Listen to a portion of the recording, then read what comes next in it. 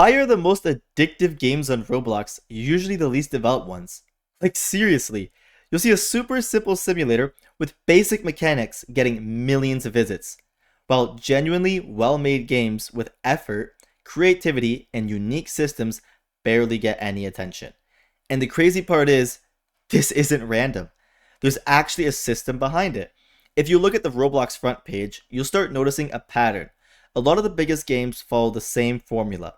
Click something, watch numbers go up, buy an upgrade, rebirth, multiply, repeat. And somehow that's what dominates.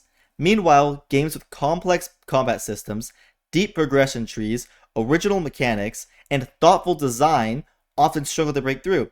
So what's really happening here? Most of these addictive games are built around immediate feedback. You press a button and now you get an instant reward. You buy an upgrade and you instantly feel stronger. You unlock a new zone and immediately see brighter colors, bigger numbers, and faster progress. There was no waiting, there's no delay, there's no friction. Your brain's just constantly getting signals that say you're progressing, you're improving, you're winning. The faster the feedback loop, the more powerful it feels. The human brain loves predictable reward cycles, and when a game gives you visible progress every few seconds, it trains you to stay. Not because it's necessarily deep, but because it consistently feels good. Another big reason is that simplicity scales better than depth. Simple systems are easier to expand. Developers can add new multipliers, new rebirth tiers, new pets, and new boosts without fundamentally changing the gameplay at all. That means faster updates, repeatable content, and easier ways to layer monetization. Meanwhile, deeper games require balance testing, bug fixing, skill tuning, and careful interactions between systems. They're harder to maintain and harder to expand quickly.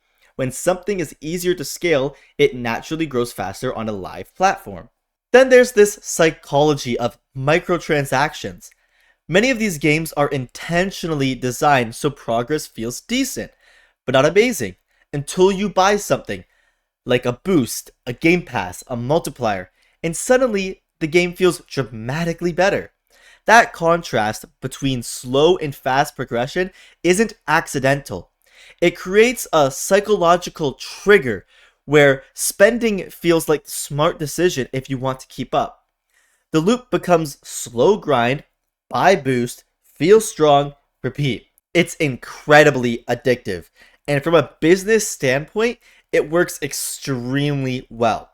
Optimized systems that combine progression and monetization tend to perform strongly on large platforms. This ties directly into how Roblox promotes games.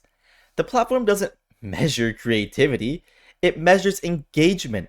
It looks at retention, session length, player return rate, and monetization performance. Simple, repetitive games often dominate these metrics because they're low effort to play. You can AFK farm, multitask while playing, and jump in and out easily. Deep games often demand focus, and focus is harder to scale. So the algorithm naturally pushes what keeps people logged in longer, not necessarily what took the most effort to build. But here's the twist. It's easy to blame the system. Yet what if this is simply what most players actually want? Not everyone logs onto Roblox looking for a complex, long-term experience. A lot of players just want quick dopamine, fast progression, easy wins, and something they can play casually while doing something else. And there's nothing inherently wrong with that. Sometimes simple games are just relaxing. So maybe it's not that well-developed games are being punished. Maybe it's that the definition of good changes depending on what the majority enjoys. There's also the broader attention economy to consider.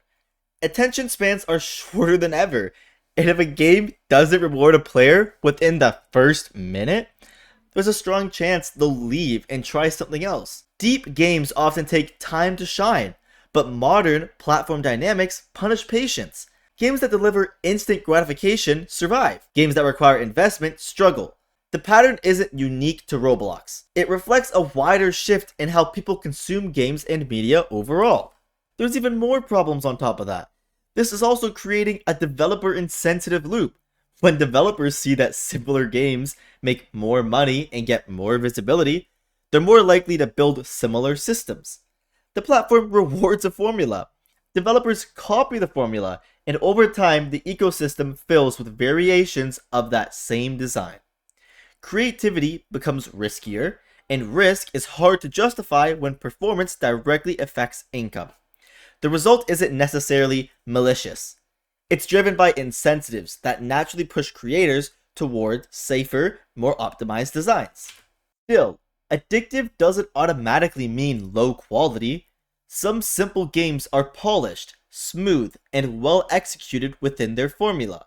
The real issue isn't simplicity itself, but when every game begins to feel structurally identical, when innovation feels less rewarded than repetition, players start to notice that something feels off. The platform becomes dominated by systems that prioritize engagement efficiency over mechanical originality. Looking long term, if engagement loops continue to be rewarded over experimentation, we might see more monetization first design, less mechanical risk taking, and fewer ambitious creative projects. At the same time, we could also see developers searching for hybrids that combine accessibility with depth, systems that retain players while still offering meaningful gameplay. Platforms evolve, and audiences evolve with them. At the end of the day, it makes sense why these games dominate. They're optimized, scalable, and psychologically efficient. But that doesn't mean deeper or more creative games don't deserve attention. So the real question becomes, is Roblox rewarding the wrong type of games? Or is this simply what most players genuinely prefer? Is the algorithm the main factor, or are player preferences shaping the ecosystem just as much? And honestly, this trend probably isn't going anywhere anytime soon. As long as instant dopamine and fast progression keeps players engaged, these kinds of games will just keep dominating the platform. But it does make you wonder, are we shaping the algorithm with our preferences, or is the algorithm shaping what we end up enjoying? If you've noticed this pattern too, let me know what you think. And if you like these types of breakdowns, you'll probably enjoy my other commentary videos on Roblox trends.